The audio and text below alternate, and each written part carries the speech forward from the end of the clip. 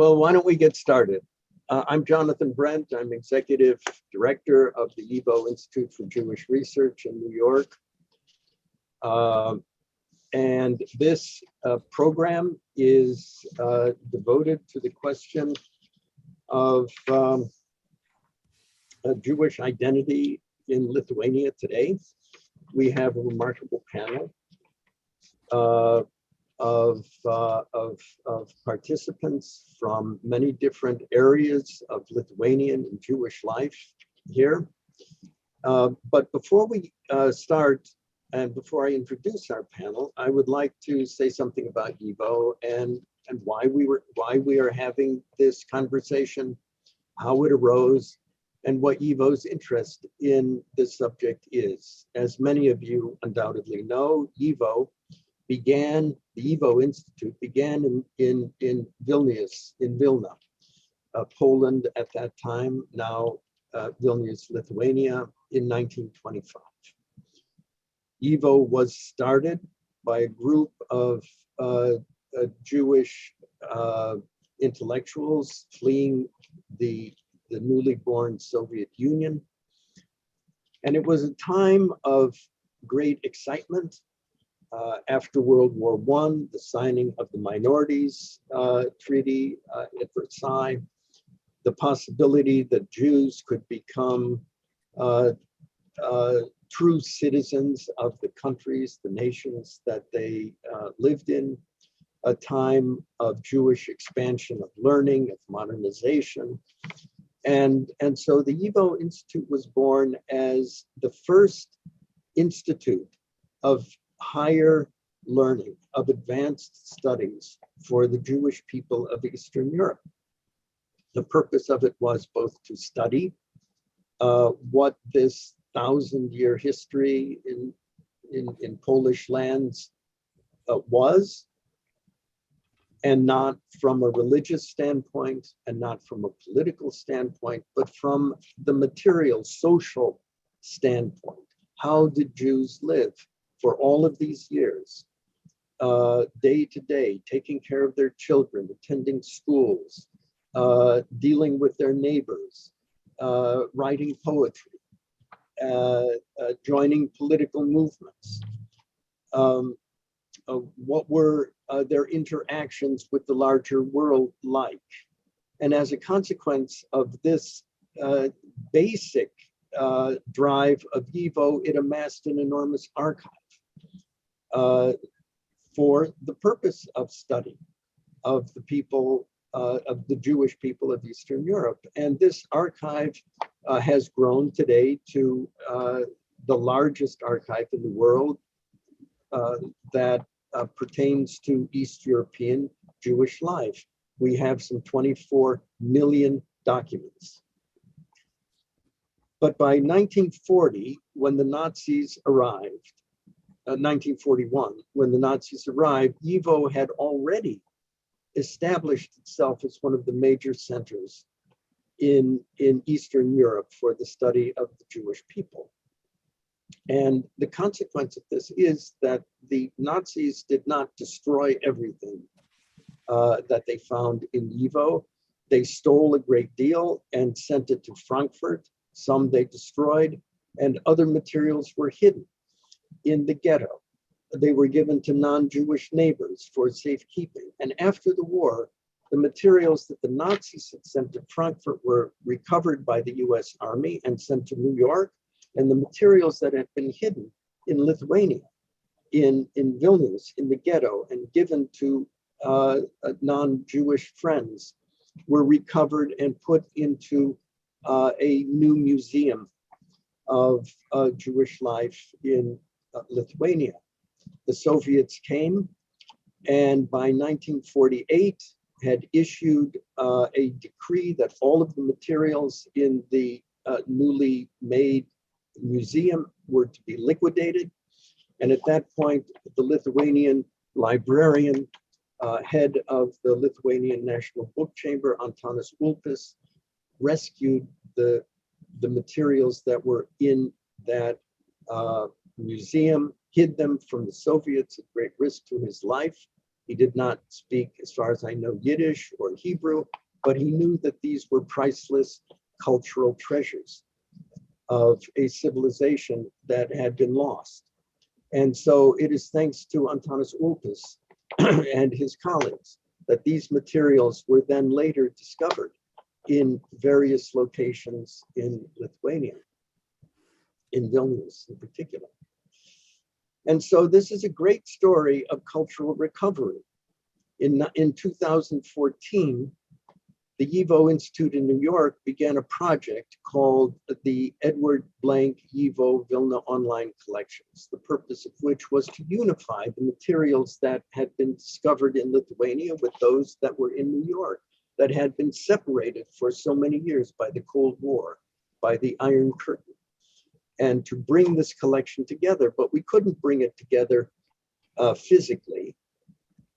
Therefore, what we decided to do was digitize all of the materials and bring them together in a single web platform so that people from all around the world, from Moscow to Buenos Aires, from New York to Beijing, could read the same document at the same time online and make sense of it. This project now is all but complete, and it will be completed by January 2022. It is a 7-year project. It has required the participation of my colleagues here in the YIVO Institute and of my colleagues in Lithuania, of Jewish and non-Jewish scholars and archivists and conservators for the purpose of saving culture. This is a common goal that we have achieved. It has been recognized as one of the most important such projects by the United Nations and by other other international institutions around the world as a great collaboration. And it is through this process of collaboration that this program has arisen. What are the limitations of Jewish life in Lithuania? What can be hoped for? What can be expected? How do we remember the past? A painful past for many of us, an excruciating, cruel, brutal past. In many elements. How do we live with that and at the same time have a future? How do we have a future? How do we have a future as a Jewish people in Lithuania? How do we have a Jewish people as citizens of Lithuania? How do we think about this in the United States and elsewhere around the world? So these are some of the questions that we're going to be talking about today. But this program actually was stimulated initially by the publication of this book, Passport, the publisher of which is with us today, Kestis Pikunis. And in this book, Passport, which I strongly recommend everyone to try to get a copy of, if copies are still available, and to read, contains extremely insightful essays and personal opinions of a vast number of people, Jews, non-Jews, historians, philosophers, journalists, writers, who don't pull punches. They say what needs to be said. And so I see this conversation that we're having today as somewhat a sequel to or stimulated by the conversations that are recorded in Passport. But I do want to note a couple of things of importance that I derived from the reading of this book. And one is the opening statement by Irena Vesaite, in which she talks about her life. But it seemed to me the most important thing she said is that we must all overcome fear. We must overcome fear of the past. We must overcome fear of negative self-image. We must overcome fear of the other. We must overcome fear. And then she tells a little story about a German historian who rode his motorbike all the way to Vilnius from Germany in order to see for himself what really had happened during the Holocaust and so on. And she says, this was someone who could not continue without knowing the truth. And I think in that brief and simple summation, she expresses what is true for all of us. We cannot continue without knowing the truth. We cannot live ultimately as human beings without knowing the truth. In a very powerful essay, Tomas Venclova, the great writer, poet, Lithuanian thinker, writes, in general, amnesia holds court not just about Jewish, but also about the Lithuanian past. And books no longer mean much because of the number of readers, of serious readers, has narrowed. And so that's another subject that I hope we are able to touch on here. How we overcome this amnesia. We must understand the destruction of the Jews is our own destruction. The dehumanization of the Jews is our own dehumanization. And the liquidation of Jewish culture is an attempt on the life of our own culture. And in my experience in Lithuania, I have found many people who recognize this. And at the same time, I know there are many who don't. To express regret over the Holocaust and to express honor and respect to the provisional government at the very same time, Venclova writes, is squaring the circle. There is no way to solve this antinomy, and it isn't fitting to maintain any illusions regarding this issue. So this is a little introduction to the issues that I hope will stimulate this discussion today. Let me tell you about our participants. Migla Anashutskaitia is a researcher in the Judaica Center of the National Library of Lithuania, where she mainly works with manuscripts in Yiddish from the interwar period. Apart from her direct responsibilities and participation in YIVO project, the project that I mentioned, Migla has worked extensively with texts and translations, both from Yiddish, from English to Lithuanian. She has translated 2 nonfiction books from English. She has also written and drawn many comic books, but I think Migla's greatest accomplishment is that she came to YIVO in New York and spent the entire summer learning Yiddish. Anna Avidan, who is a close friend and an advisor to our project in Lithuania, and who first introduced me to the materials that had up to then been unknown in the Wroblewski Library, is a psychologist and educator, as well as founder of an HR consulting company. She was born in Vilnius, Lithuania, in a family of Holocaust survivors. For the past 10 years, Anna has led the nonprofit organization Jerusalem of the North, dedicated to celebrating Jewish history and cultural heritage in Lithuania, and is among those in the Jewish community in Lithuania who are looking to build a future. And so represents a very positive force, it seems to me, in Lithuanian Jewish life today.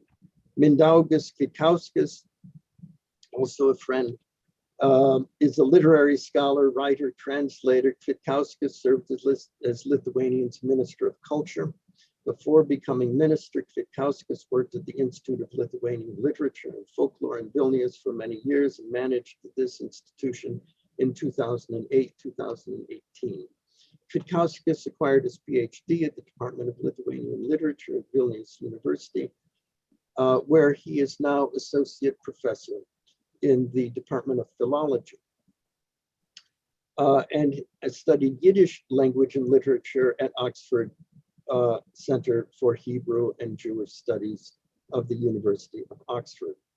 His main research areas are multinational literary modernism, urban culture in Lithuania.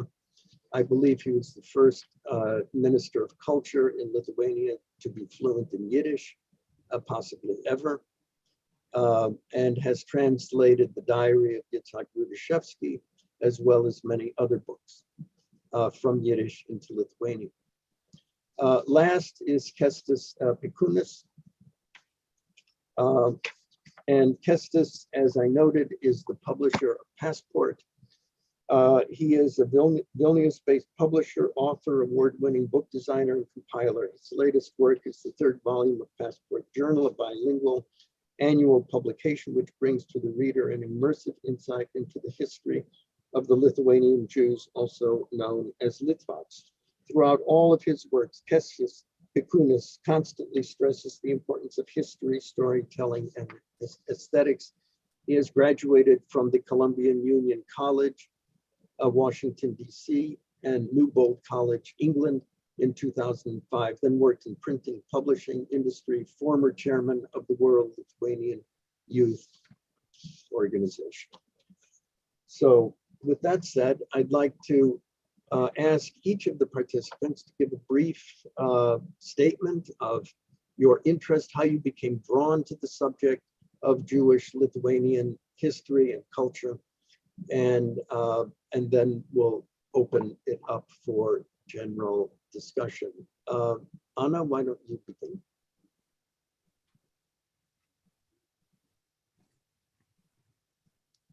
Thank you, Jonathan.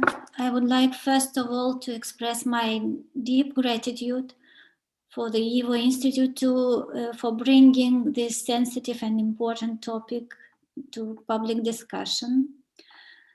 And also I'm delighted to be part of this discussion, which I hope will contribute to overcoming these barriers that we have in building closer relations between Lithuania and the global Jewish community.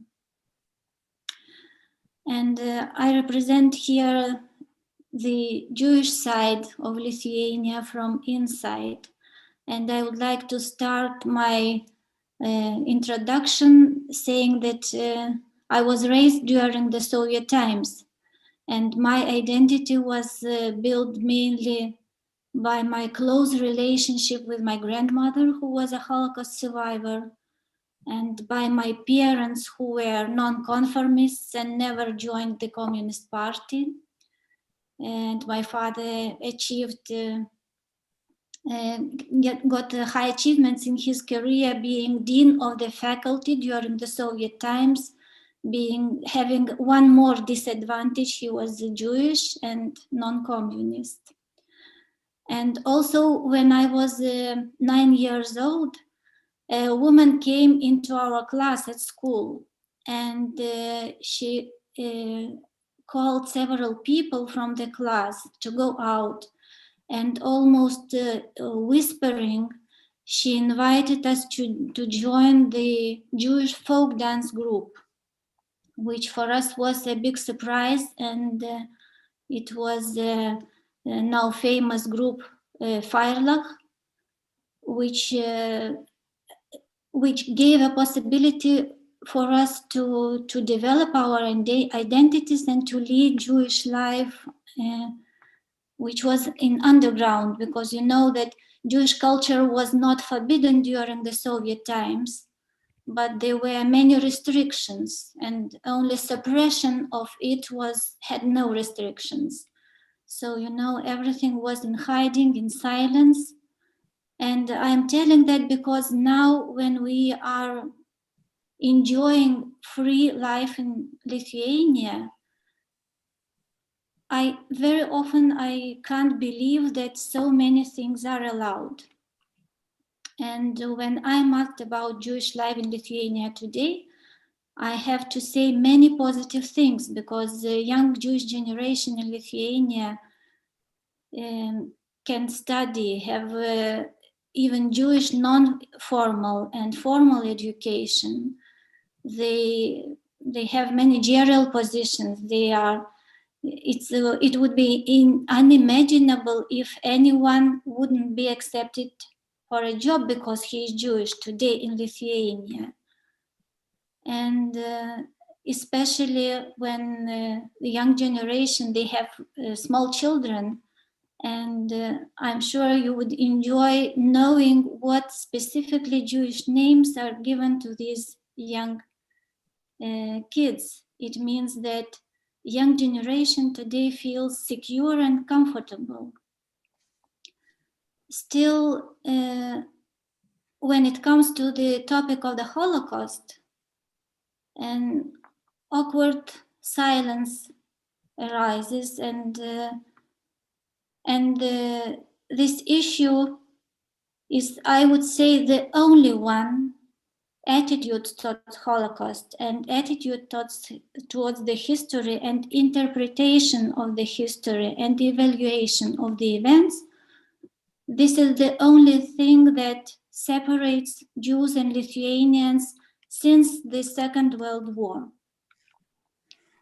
And this is our main concern, because at the one hand, we see really sincere and warm speeches of our politicians during the occasional commemoration ceremonies. But at the same time, as you mentioned from the article of Professor Thomas Venclova, the language of the monuments, which expresses the state ideology, says different things. And this is a very sensitive contradiction that has to be resolved. And we are talking and discussing that a lot, but these discussions, I think they should be more public, and Jews and Lithuanians should discuss that among them, not Jewish. This has not been only a Jewish concern. This is why this discussion is so valuable for me, and I am looking forward to find some answers. Thank you, Anna. Migla?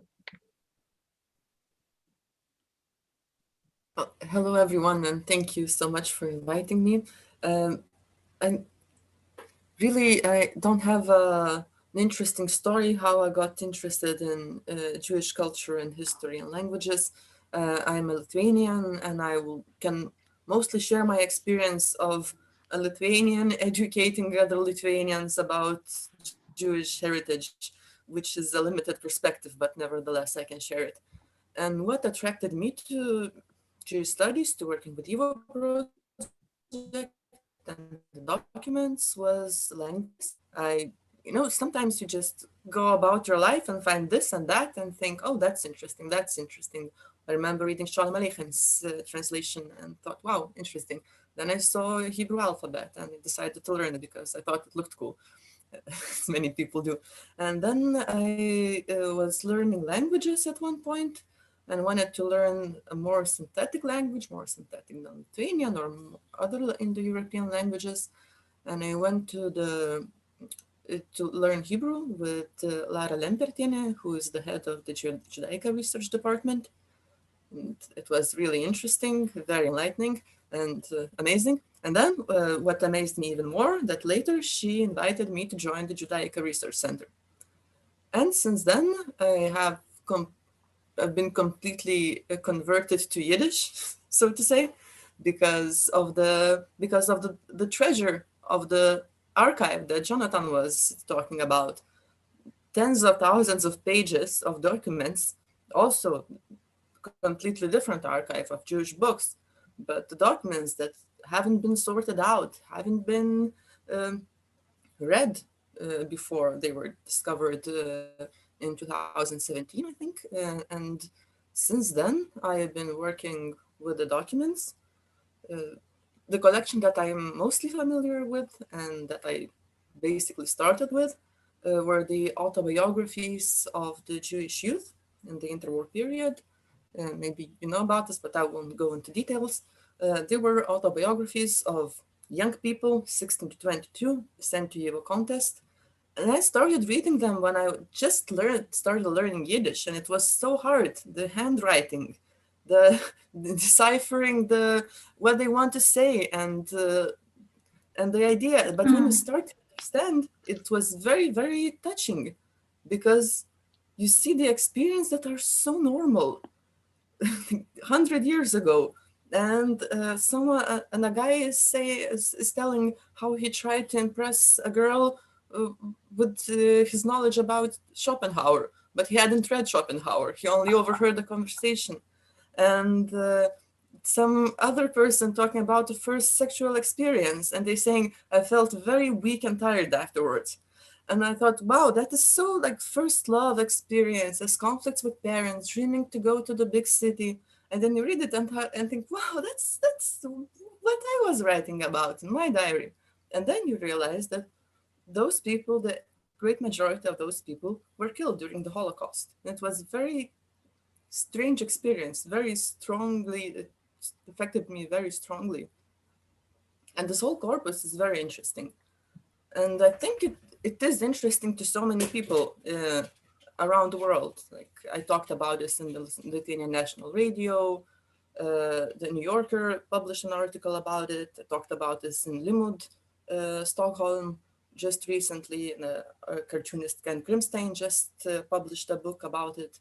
So, but also I've been working with this collection for so long, but also with other parts of the collection, other parts of the archive. And then after a while, you start to think, okay, this is obviously very valuable, but what about this receipt from a shop?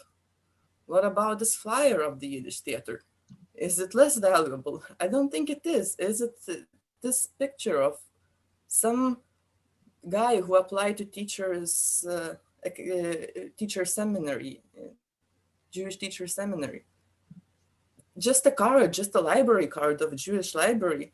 And this whole collection is so overwhelming, but you can't show it all. So you have to show it like piece by piece, or find a perspective how to present it. And that is what Judaica Research Center does. We do educations, we do exhibitions, we participate in the EVO project that Jonathan described to unite the collections virtually. And okay, I can go on further about the challenges of education, but maybe I will come back to it in the next question. Okay. Mindaugas. Good evening, dear Jonathan, dear colleagues, and I'm really happy to see so many participants at this discussion. So many people writing about their connections to Lithuania, about their Litvak family roots. It's really amazing to be here, and thank you for this occasion. Now, if I would have to describe the motives that draw me into Jewish studies and into Yiddish language and academic research, I would say that the main reason, the main motive was Vilna, was the city, was my patriotism, which I felt for that city, for the city where I live. During the last years of the Soviet regime and the first years of our independence, I was a young person, a young student, looking for history of the space where I live, for the history which was previously suppressed, fragmented, and largely unknown. And in order to understand the space where I lived, the space which I loved so much, in order to understand the beauty of that city, I quite naturally, I came upon the Jewish topics. I came upon, first of all, my first impression was Yiddish inscriptions that still remained in the old town in Vilnius, in the old courtyards. Being a teenager, I saw letters which I haven't seen before, and I was wondering, what kind of letters are they? Later, I started reading translations from Yiddish poetry. My first poet read in Lithuanian translation was Abraham Sutskever, and it affected me so strongly. The existential message from those poets written in the Vilna ghetto was so strong, but I immediately thought I would like to read this poet in original. And maybe sometime translated into Lithuanian as well. So this was entirely, I would say, personal, emotional, not entirely rational, but it led me to join the first Yiddish class, which started at Vilnius University in 1998, taught by Professor Dovid Katz. I was one of the first students at these Yiddish courses. And later, this path led me to Yiddish summer courses at Vilnius University, to Yiddish studies and Jewish studies at Oxford University. And in 2006, I came as an academic visitor to YIVO. So we have a great relationship with YIVO staff. Academic projects carried on already for more than 15 years. I may say I have witnessed a change in the reception of Jewish culture in Lithuania, a progress that has happened during the past couple of decades, especially during the past decade, more or less since 2011, I would say, that Jewish culture became not only the field of interest for a small minority in humanities, for a small Lithuanian minority, but also a trend in Lithuanian culture and a part of our Lithuanian cultural landscape. And this change was also attested by the grassroots initiatives of the Lithuanians themselves, making projects for Holocaust commemoration, participating in the marches of the living, buying books, translations of Jewish literature, and being interested in Jewish heritage as the heritage which is close to them, which is actually part of the Lithuanian culture, and the Lithuanian culture cannot be imagined without this. So I think this is a significant change of our mentality. And although the problems and the obstacles which Anna mentioned, of course, remain, and Lithuanian society still has many problems with a cultural memory, and a new return of those old plagues of anti-Semitism. But still, I think that Jewish culture, despite all these problems, the attention to Jewish culture attests changes happening in the Lithuanian mentality, and I hope that this positive trend will prevail despite all the remaining problems, and will lead to new and very creative Jewish and Lithuanian interactions. Thank you. Let's hope. Let's hope. I think part of the trend that you're mentioning is the publication of Passport and the work of Kęstas Pikūnas, who is our next speaker. Oh, hello. Thank you, Jonathan. And I guess I represent a generation that think they know about the Lithuanian history, but in reality, probably not that many people know. And what's my connection with the subject is when I was still working on the Passport Volume 2, I was introduced to Irena Veisaitė, whom you mentioned in the very beginning. And when I came back from England in 2011, I thought I was very patriotic, as most of the Lithuanians are. And I took pride in many things, especially, basketball. But living in England, I realized that not that many people care about it. So I went back into publishing, and when I met Irena Veisaitė, I was, to cut the long story short, I was very embarrassed to learn that I know nothing about the Lithuanian Jewish history. And I was just silent there. And, you know, she's a Holocaust survivor, and she very patiently was telling me about all those horrific events. And when I was 34, 35 at that time. And I guess what led me into working on the Passport Journal Volume 3, which is dedicated to the Lithuanian, Jewish Lithuanian history, is out of curiosity, I guess, first, because nobody spoke about it at school. My parents never talked about it. Not that, you know, they were hiding something, but when I was doing the research it took me about 2 years, maybe close to 2 years to do the research.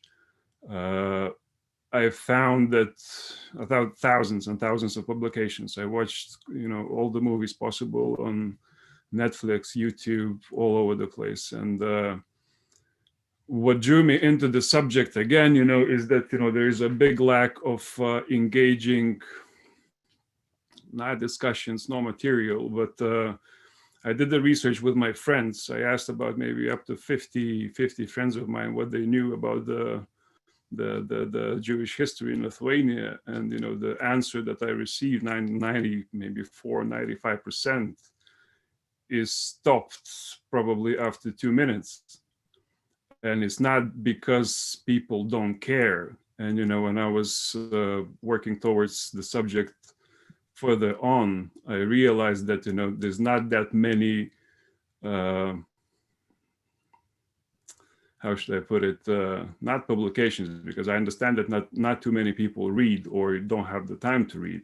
And the Passport Journal is drafted in a way that it should engage people. And I believe in the power of the storytelling. And this is the reason why you know, the primary focus is on the stories and the insights of people and their own experiences. But I don't want to go into too much detail, and I'm very happy that, you know, this is not this is a discussion. So, you know, I'd like to sort of stop here probably, because, you know, it's almost an hour gone already. So yes, and you're quite right. Obviously, we're going to have another such conversation at some point, because there's so much to cover. But I'd like to start the conversation really with what I think a lot of people today feel is just a kind of an irresolvable conflict at the heart of Jewish-Lithuanian relations. And I'd like to hear your frank ideas about them. And it is so well expressed by Venclava in the article in Passport, to express regret over the Holocaust, to express honor and respect to the provisional government, at the same time as squaring the circle. So how do we deal with this? How do you understand this as an issue? How do you understand the fact that the Wróblewski Library has in its collection some of the most precious remaining YIVO materials, and on the wall of the building there's a plaque to Jonas Noreika? And these two things clash. It seems irresolvable. Is it irresolvable? Is it something that education can solve? So I would like to start there and then see where we go.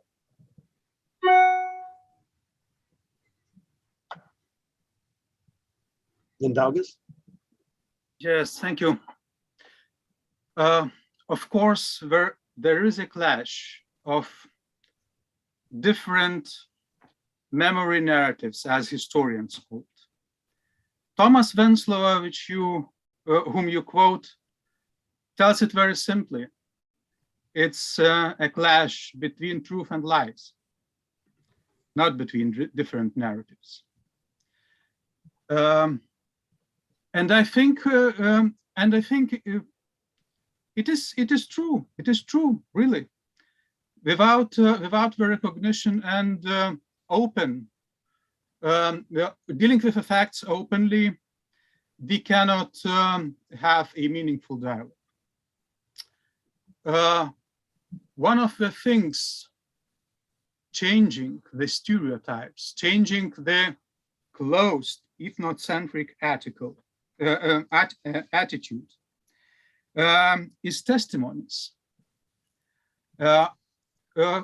Testimonies that are authentic, that are written by the people who experienced the events of the Holocaust, testimonies that can affect the public mentality very, very powerfully. I did some work on bringing such testimonies to Lithuanian reader. One of those is the diary of Itzhak Rudashevsky that you, Jonathan, just mentioned. A diary by 14, 15-year-old boy written in the Vilna ghetto. And Rudashevsky is very clear about the role of the Lithuanian collaborators in the Vilna ghetto. He's very clear about this these horrific events, about the fear which he feels towards the Lithuanian collaborators, the police entering the ghetto. And at the same time, he cannot be denied, because this is an authentic testimony of a child. Nobody can deny this testimony. The diary of Itzhak Rudashevsky was included into the Lithuanian school curriculum. It's part of the Lithuanian school curriculum. And this is the basis of our education, the changing of our attitudes. Just recently, a couple of weeks ago, a Lithuanian Ministry of Education and the Lithuanian Jewish community donated 1,000 copies of Itzhak Rudashevsky's diary for Lithuanian schools. Another such source is a diary and poetry by Matilda Olkinaitė. Her manuscripts were preserved by Professor Irena Veisaitė and were published a couple of years ago in Lithuanian and in English as well. The story is also very similar. A very talented young Lithuanian poet was killed by the Lithuanians themselves, by the Lithuanian white armbanders. So I think that these undeniable facts, undeniable testimonies help changing the attitude. And although they see, as you told, these remaining contrasts and the antagonism in the public opinion, I think that this antagonism is going that these antagonistic attitudes are going to diminish the more people aware of the facts are in our society. So you believe in education? I believe in a personal relation, personal empathy, which still really lacks among some of our politicians and parts of our society. Anna, how do you feel about that every time you walk past the Wróblewski Library? I would say that the Holocaust was the result of a violent ideology. So we are still very sensitive to the ideology that the state promotes. And these plaques and monuments, they are the language of this ideology. And I think that education is perceived in a right way when ideology is highly moral. And this is what we have to achieve. And putting it into simple words, I can't make close friends with someone who underestimates Holocaust, who thinks that national independence is the highest value and human rights are not so important. I can't be close friends with someone who tells me, let's skip the topic of the Holocaust because it's the past already, let's move forward. But I would like to be sure that he evaluates the events the same way that I evaluate that. And this can be possible only when the state ideology and values will be highly humanistic. And I think that this is a process because Lithuania is a relatively young democracy. And the Lithuanians as an ethnic group were struggling for their independence for many years. And now maybe this gained freedom is too emotionally overwhelming to be able to be already relaxed and to concentrate on the values. And it requires, you know, political and intellectual and emotional maturity to accept the truth, to accept the dark side. And it requires, or we are waiting for a politician who would be brave enough to take a stand and declare these high values when human rights are higher than ethnic independence. And Migla, how do you understand this? Thank you, Anna. Well, I agree with both people with both Anna and Mindaugas. I think it's always a problem when a person is made a symbol, not always a problem, but it creates a problem. So if Noreika is made a symbol as a symbol for Lithuanians, and they learn that he was not, in fact, a very good person, then there's a clash in the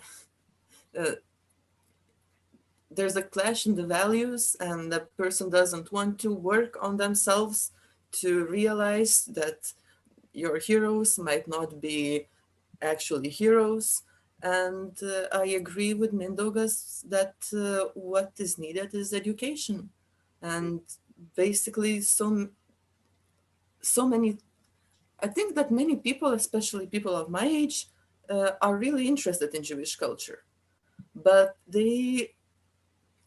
there's, of course, an exotifying intention that, like, people are interested in the Jewish culture because it's so mysterious, it's so strange, it's so different. But that's the first impulse, and when they move past that impulse, they can realize that it is real and interesting, and it was here, and some of it is still here. And there are many initiatives that I think help to promote it a lot. I think one of the initiatives is Names by Audra Girijote, my colleague. And the initiative is started years ago, I don't know, maybe 7 years ago or something like that, to read the names of the Holocaust victims. And like, people change and they read the names, and every 10 minutes another person gets the list and they read the names. And it puts it so much in perspective. It puts a actual real understanding of what happened when you give someone a name. And I think also with regard to documents that we work with, if someone visits our center, like a Lithuanian who is interested, we can show them the documents and say, look how impressive it is. But they don't know the language. So I think another very important thing is translations. And that's very, I think, essential to spread the knowledge. And when you get to know the culture, it doesn't become an abstract thing to counteract another abstract thing. And that is why we can move forward, I think. And Kestis, how do you feel about this? Yeah, it would be hard to disagree with anyone who just spoke, but I'd like to second to what Migla just said, because, obviously education, is important, but, education is a very broad term. And, I just had a conversation a month ago with somebody who was very convinced that the right education is being done in schools for the pupils and the students. And then I spoke to a couple of teachers, and they say, like, well, it's on a list of things to learn, but it's sometimes the teachers themselves, they don't have enough empathy or the knowledge about the subject. And I had a quite a few lessons, where I spoke about the Jewish heritage in Lithuania, and I could see that 50 pupils sitting in the class, and all of them, they have their heads, bowed down, and they don't really know what the subject is about, which is not an example to say that the whole Lithuania is like this. And so I think what is the most important is probably the human touch and the personal experience that you have. And I can only talk on my own experience. For example, when I speak to my friends, as I said, I'm ethnic Lithuanian. And my friends, when I started working on Passport Journal, I had a lot of eyebrows raised, asking, why do I care? Why is this important? And I think, after publishing it, I think this is very important just simply because there's a lot to learn. There's a lot to learn from Jewish culture, the way they raise kids, the kitchen, the foods, many things. You can go on and on and on. And I think the impact that we do personally and the initiatives that, sometimes, and I wouldn't rely too much on the government or some politician, because, they have a career and they have their own plans. And, you can't just say that, Lithuanian government is not, or certain politicians are not strong enough on certain issues. But, we can't influence that much as we would like to, I guess. But, what we can do is work ourselves, and develop a personal touch with the in my daily life is the readers. And, I'm happy that, my friends, they know, most of them, about the, all these flags that we have, and this is not something that, we speak to a person and, you're good to go. For some person, it takes 5 years to get the empathy and, the realization about the painful truth. And, I have quite a few friends who are in denial of what happened. And, if I force them to know something, obviously I'm not going to achieve anything. So I think it's all about the human touch, and, is all about, education obviously is the key. And it's a fact that nobody can deny. But, it's how we instill the curiosity and how we teach our kids, and it's a very, very broad subject. And, so you can go, probably there's 1,000 ways forward. And, as we spoke before in one of our conversations, you have to get together, and, you have to have a long-term plan. And, none of these things are gonna get solved if we look at them as, if I read one article, I'm good to go and I know about everything. No, it's a process. For me, it took me 2 years to read many books, and, as I said, watching many films and movies. But, what struck me the most was, it's at the site where 5,000 Jews were killed. And this was, and this taught me a lesson. And, simple thing, it took me a minute to understand, all these issues that we're talking about. So education obviously is first, but how we go about it, I think this is the most important. If we are aggressive about it, then, I believe it's no good. I'm sorry, we're running out of time. This could go on for quite some time. It's obvious.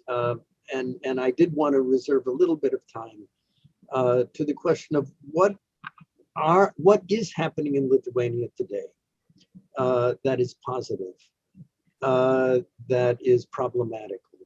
One of the things that I could say is that the Lithuanian government is translating the YIVO online museum, which is derived from the Vilna Collections project, into Lithuanian for use in Lithuanian schools, which seems to me exactly, Kęstis, the sort of thing that you're talking about. But I wonder if others could talk about, and the the translations, Mindaugas, that you've done and the translations of other books, those are also clearly positive signs. The first time I visited Vilnius, there were very few markers of Jewish life.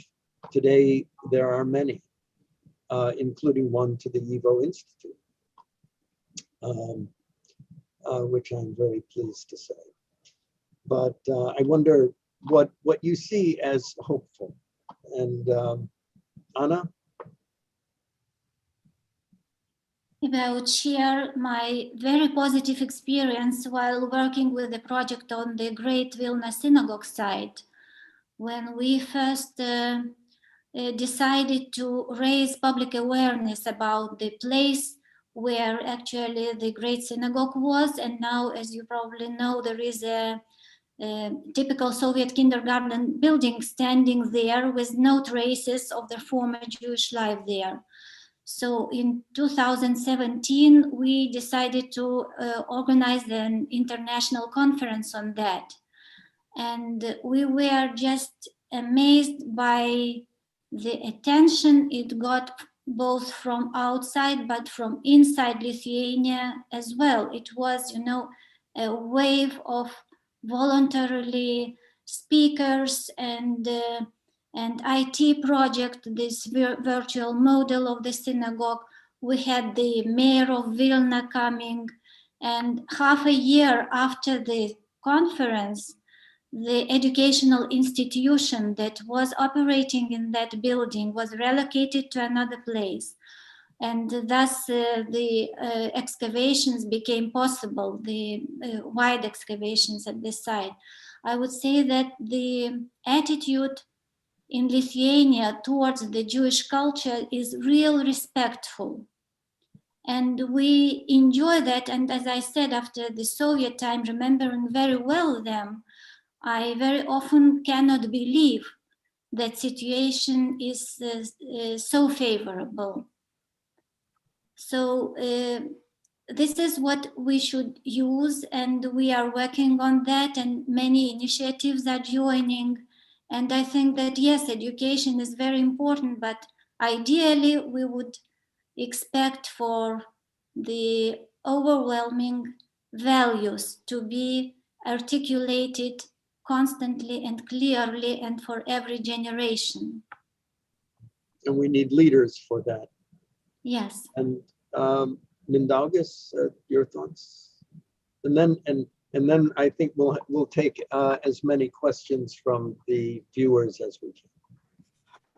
Well, I would say that a very positive change was establishment of strong modern institutions for Jewish studies in Lithuania, such as the Judaico Research Center at Mažvydas Library, which with modern archives, with educations, exhibitions, and so on. And now one of those changes which we still need, and I hope it is going to be realized in a couple of years, is a modern Holocaust museum in Vilnius, which unfortunately we still lack. Our Holocaust museum, maybe somebody knows the old house where it is located, the so-called greenhouse, is already a relic of the past. I was happy as a Minister of Culture to allocate funding for reconstruction of a former ghetto library in Vilna, in former Strashun Street. The ghetto resistance was, it was the center of the ghetto resistance, to be transformed into the modern museum for Holocaust and Vilna ghetto in Lithuania. I think that such gaps must be filled, and then this strong institutional network will appear. The change in the mentality will be even stronger. And for this, there have to be strong leaders with that vision that Anna speaks of, and are able to be inclusive, have inclusive values and open values. And that's a subject for another conversation. Right now, we have a number of questions, and let me just, I'll start at the beginning from Beverly Michaels. Do you think that Lithuanians' reluctance to confront their actions during the Holocaust is explainable, not excusable, by their own suffering, destruction, and deportations during World War II? When I was in Vilnius in the 1990s, I felt there was a sort of competitive victimhood between Lithuanians and Jews regarding the war experience. Anybody want to try to answer that?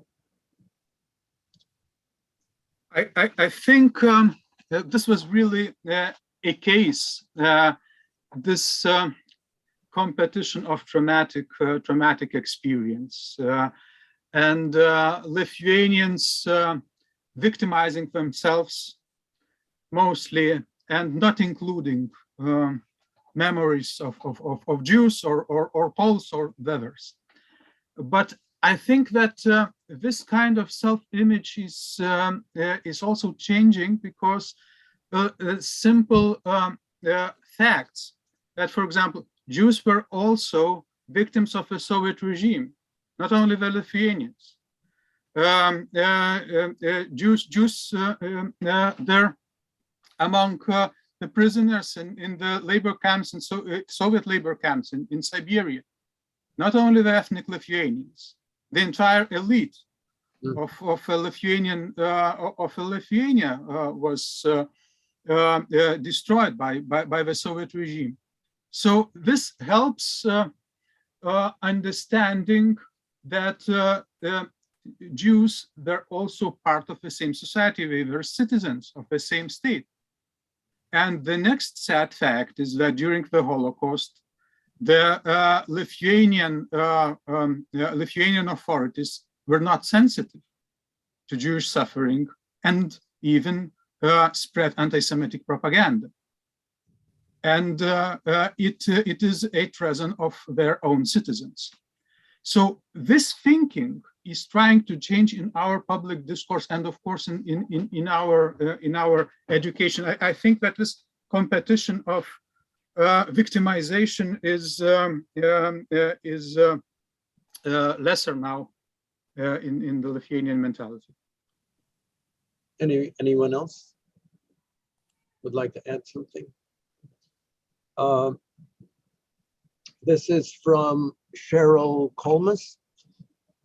Anti-Semitism is increasing in most countries today, especially in the US, and I'm wondering, what is the Lithuanian government doing to prevent growing anti-Semitism in Lithuania if it is happening in your country? Would you say anti-Semitism is growing or is not growing in Lithuania?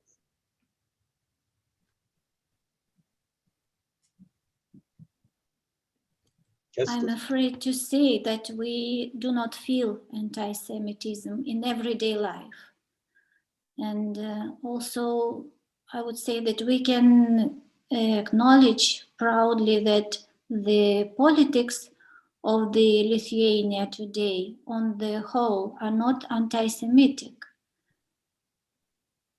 The issue with the Holocaust, this is more complex. I wouldn't say that this is anti-Semitic, partly maybe for some people, but I would say that this is a social psychological problem that is connected to the young democracy. And, you know, as a rule, every country has its heroic dominating narrative.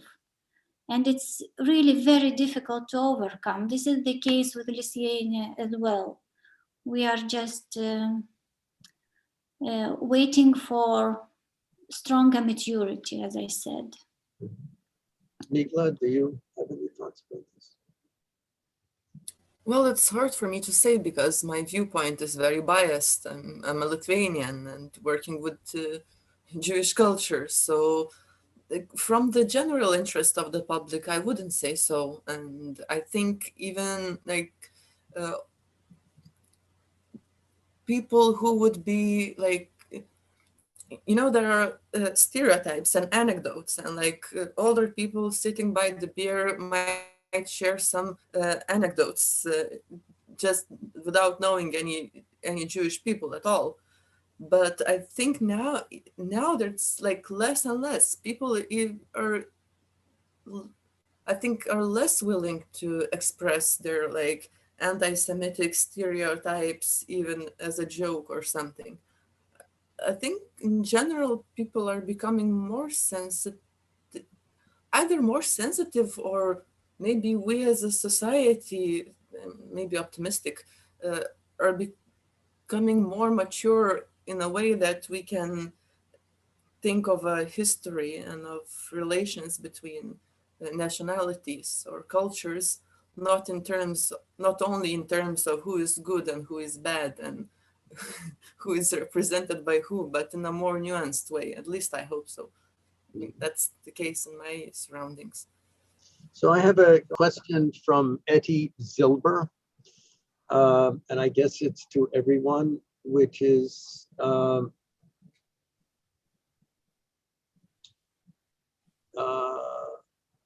do you respond to the fact that private entrepreneurs host parties, summer camps, and rock concerts at the Seventh Fort in Kaunas? Oh, this is shameful. This is shameful, of course. I don't know what else there is to say about that. Kestis, do you know about that? No, is that really the case? Well, Etty Zilber goes on. Details about the Seventh Fort 1941 are in my parents' testimonies, but I don't know if it is or not. This is what Etty Zilber writes. Well, if it's true, it's disgusting. So. Yeah, it's disgusting.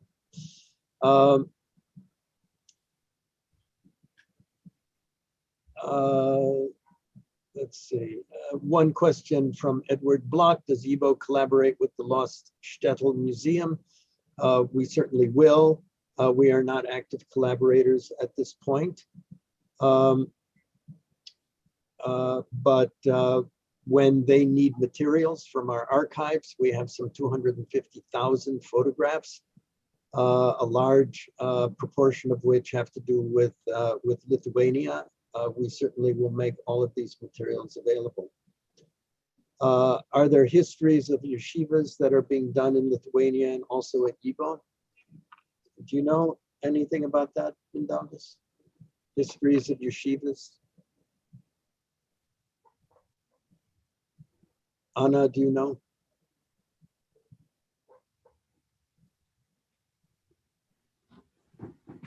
Could you please repeat the question? I don't see.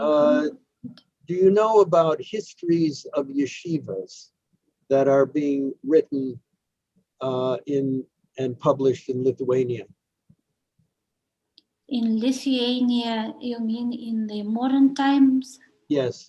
I'm not aware of that. There's another question. How many Jews live in Lithuania today? They say that around 3,000.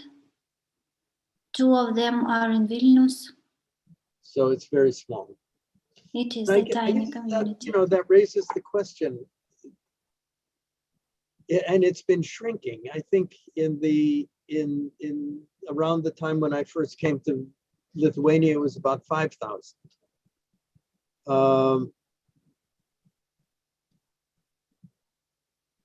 Is it possible to change that? Is it possible for the Jewish community to grow rather than shrink? And I guess a lot of people would say, is that shrinking a sign of lack of optimism about the future? I think Lithuania could show a warm welcome to the global Jewish community, and then people would come as they come to Berlin now.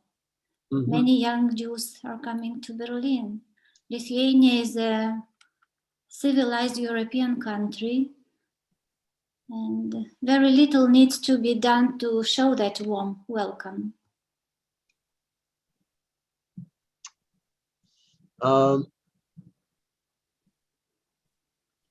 in the US, much of this from Harry first, in the US, much of the discussion of anti-Semitism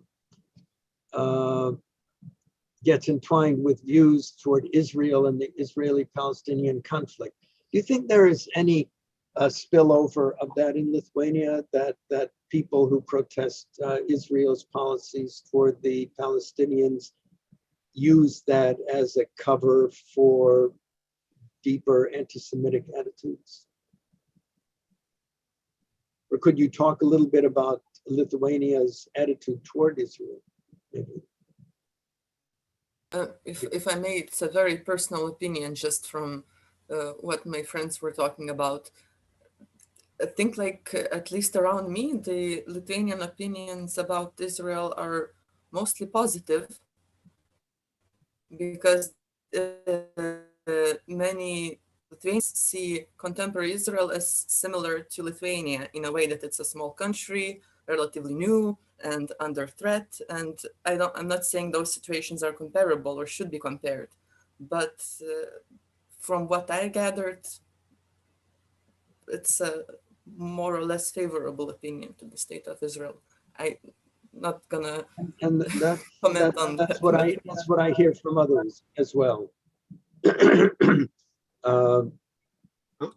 I might add that, well, politically, Lithuania is, of course, an ally of Israel. It's clearly declared, but there are some minor groups,